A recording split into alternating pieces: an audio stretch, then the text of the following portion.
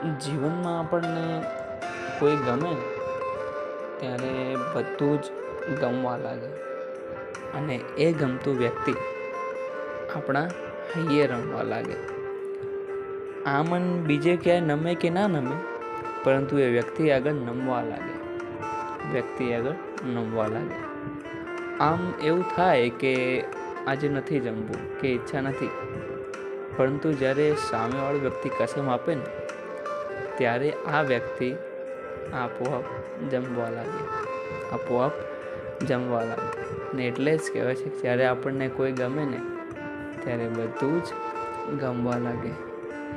કોઈ વસ્તુમાં મન ના માને અને એ વ્યક્તિને યાદ કરીએ ને તો મન લાગવા લાગે. અને એટલે જ કહેવાય છે કે જ્યારે આપણને કોઈ ગમે ને ત્યારે બધું જ ગમવા લાગે.